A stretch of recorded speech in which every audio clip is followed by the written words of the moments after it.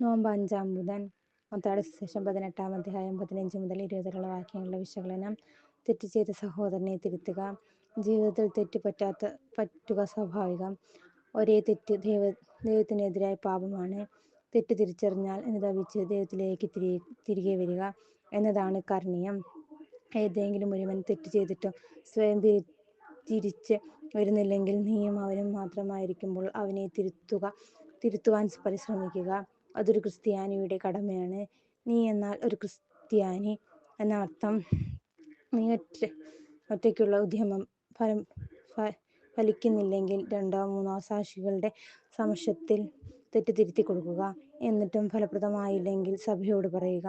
അത്രയും മാർഗങ്ങൾ യേശു മുന്നോട്ട് വയ്ക്കാൻ കാരണം ഒരു ആത്മാവിനെ രക്ഷിക്കാനുള്ള ദൈവത്തിന്റെ ആഗ്രഹത്തെ ഓർമ്മിപ്പിക്കാനാണ്. ദൈവത്തിന്റെ ഈ മനോഭാവം സ്വായത്തമാകുമ്പോഴാണ് നമുക്ക് ക്ഷമയോടുകൂടി ഒരാളെ നേരിടുവാൻ കഴിയുക. അതിനുവേണ്ടി പ്രാർത്ഥിച്ചൊരുങ്ങി സ്വയം ദൈവ രൂപി കൊണ്ട് നിറഞ്ഞാലാണ് ഇതുപോലെയുള്ള ഇടപെടലുകൾ വിജയിക്കുക. സഭയെ ഇടപെടുത്തുക എന്നാൽ ഒരുമിച്ച് കൂടി ശ്വസിക്കുക എന്നല്ല, മറിച്ച് ഒരുമിച്ച് കൂടി ദൈവാശ്രയത്തിൽ പ്രാർത്ഥിച്ചൊരുങ്ങുക എന്നാണർത്ഥം.